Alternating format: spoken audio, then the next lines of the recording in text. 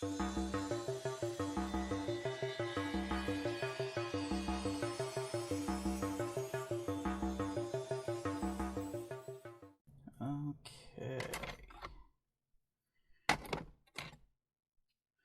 Alright, here is my part 2 of the progress of my 1/144th scale Hydra Ratte tank.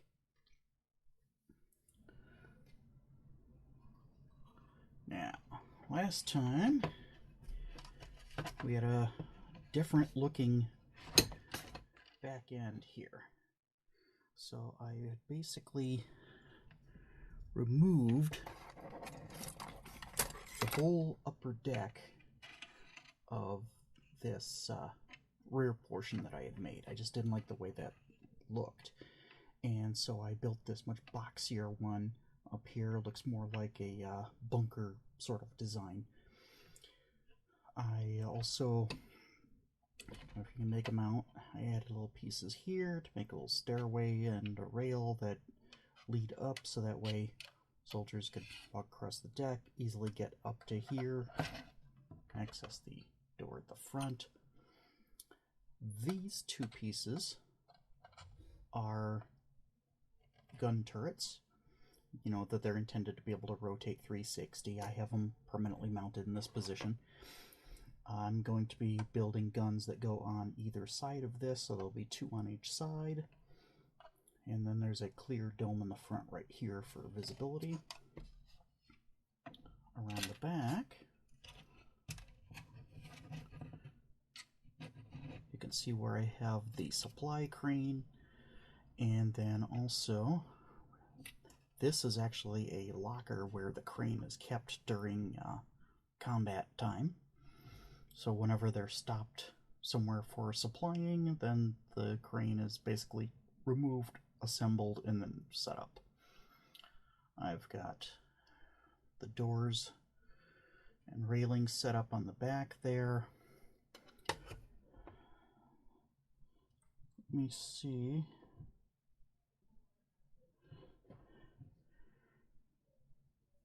If I can maybe get better footage here with a different camera. So here is the back. There are the railings. I used a couple of photo etch crane pieces to use as supports for the piece on the back. I've got a ladder back there. I've got a wire coming down for the line. The other side of the new back end, more of those steps. I installed the porthole style windows that are in the sides, because I was just thinking, you know, from the inside this thing is literally just a big steel box, and I wanted to feel more like a battleship with treads. As such, I gave it a bridge. So I dremeled out a big rectangle in the front there, used some scrap styrene to make some pieces to kind of frame it out.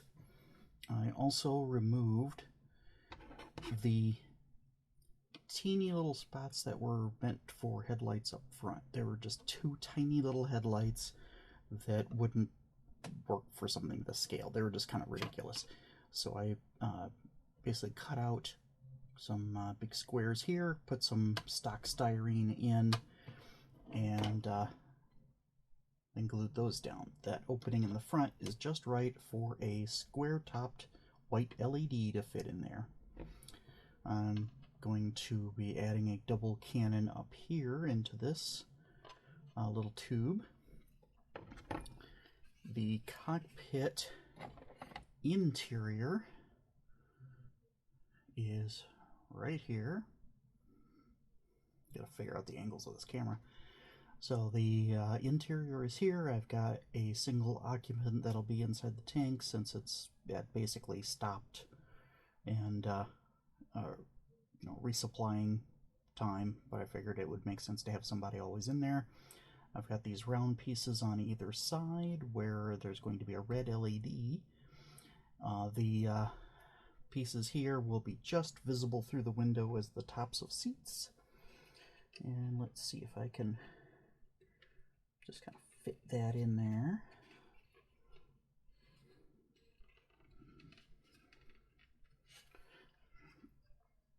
Don't know how clearly that's going to show up, but there we go. So we've got a cockpit, or at this scale, it's probably more of a bridge. So there's the main body of the tank as it stands right now. Then I've also been working on the main cannon, which here's the turret, and then I have the main cannon, which will fit into there. It's made from a couple of pieces of styrene I-beam that I simply got rid of the sides, the other sides on here, and then I left this one because I liked the asymmetry of it. The LED strip fits nicely inside. It'll stay put because I put these pegs in here, so those go into the holes of the circuit board. It's mainly going to be just held into the turret by the 4 electronic pins that'll supply all of its control and voltage. Then I've got a little clear dome over each of the LEDs, and this is just a coil of craft wire that I made. I just wrapped it around a paintbrush, and then these are a couple pieces of paper clip that I then glued into place, just to give it a little bit of, you know, 40s, 50s sci-fi look. You know, I really like the look of the first Captain America movie on the technology. It was all sorts of wires and greeblies everywhere, so that's where I'm going with this. There will be plenty of wires and pipes and stuff. On the top of the turret, I am probably going to add some form of a, I don't know, small watchtower or something up here. Nothing too tall. I've got this, which I'm considering using for it. What this is a that's the bases for 2 Star Wars gaming minis from a game that's no longer produced, and so I used the figures on a different model kit that I did. I have an ATST that I used the figures because they were basically 1/48 scale, but these happen to be the right kind of plastic. They're, I believe, probably ABS, and they glue together just fine. So I can glue those, glue that to the styrene, and I'm thinking just for shape, interest, I like to keep dead coin cell batteries. I have a pill bottle full of, well, somewhat full of dead coin cell batteries, because they have all sorts of different sizes and they're interesting shapes. And the fact that it's steel, that if I wanted to, I could glue something like this on there and it becomes a magnetic point. Now, one thing I wanted to point out was the like the bubbles that are on the cannon and that I'm using elsewhere on here, like the gun, the domes on the tops of these guns that I had made. That is a trick I picked up from Mr. Lou Dalmaso over at Aztek Dummy. Check out his YouTube channel. And he shared this wonderful little trick that anytime you need something round and dome-like in its structure, googly eyes. You can get them in tons of different shapes and sizes, and most styrene cements that I've found seem to glue that just fine. I will take a chisel tip blade like this, and then just run this between the base of the eye and the dome, which here is one that I had already separated, and that cleanly removes the dome, and then you have a little piece of styrene black circle that you can use for other stuff. So googly eyes are a wonderful resource for model building. These have come in very, very handy.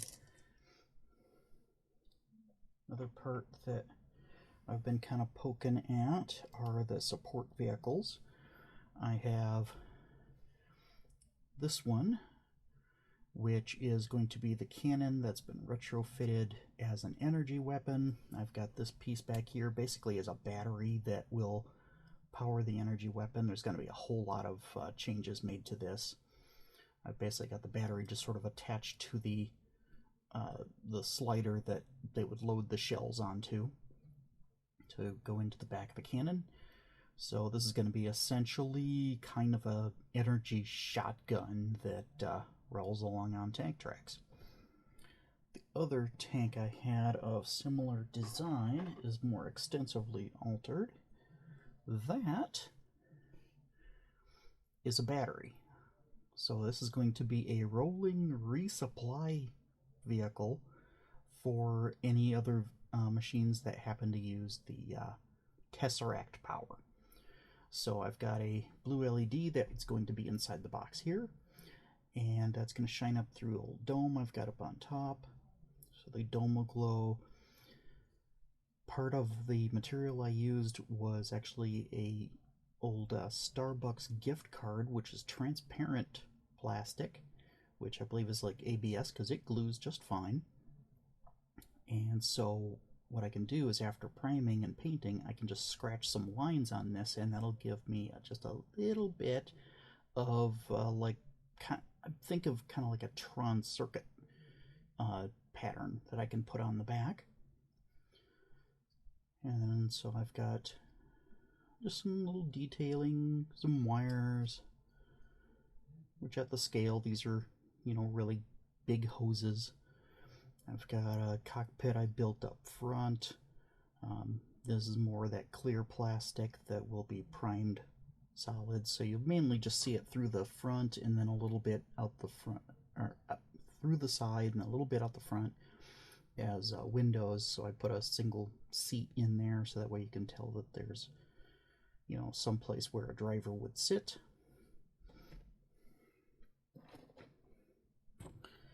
And I'm currently waiting on the arrival of some detail parts that I had ordered. What I got was a detail upset for a 1/200th scale Bismarck. So it comes with all new cannons made out of metal and resin, and it's got basically all the guns for the ship replaced out of photo etch and some other pieces. And so those I'm hoping will be big enough that I can apply to this. They may be a little bit different than the stock cannons that came with it, but they should look good because they'll be metal. And so I'm hoping to maybe give a much better appearance to the main guns.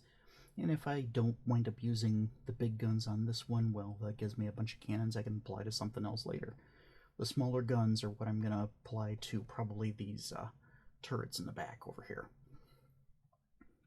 But that gives me a whole bunch of gun turrets that I can apply to things.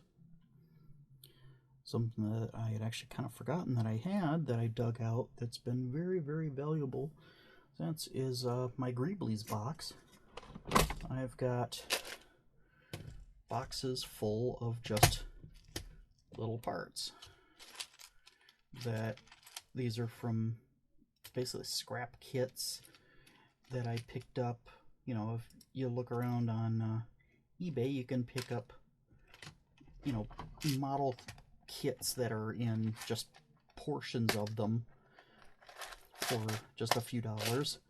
And so I've gotten a bunch of various parts for detailing.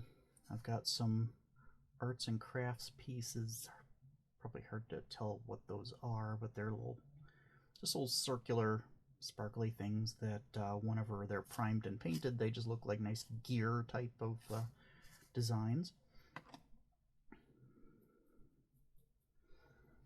And then using just some electrical wire like this, you can put a lot of details into things. And something that's kind of unique to my experience is that I have these things, which these are from a company I used to work for when I did electronic assembly. These would be basically plugs that would be inside of electronics connectors that you remove and throw these away, and they would just make sure that the connectors were in perfect roundness whenever they arrived at the assembly station.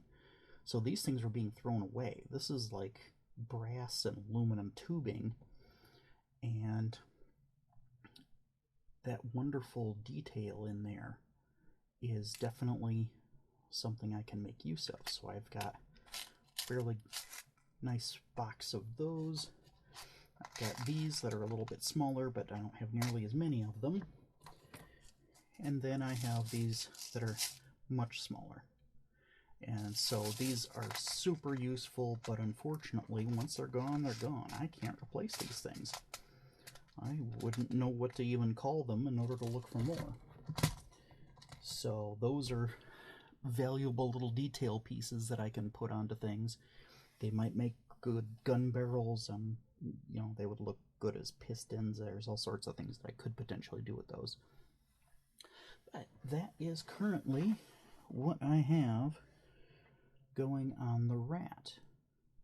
I was thinking about, you know, possibly pausing this and going to another kit that I wouldn't have to wait on things arriving. I'm not sure.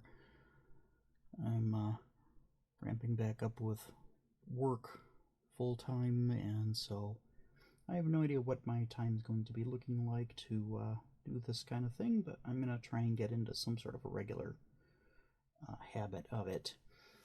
I'm thinking about the general style that Lou Dalmaso does, that he releases a video once a week. He records bits and pieces during the week, and then just sort of edits all those parts together of Monday through Friday, and then releases on Friday. Then he takes the weekend off.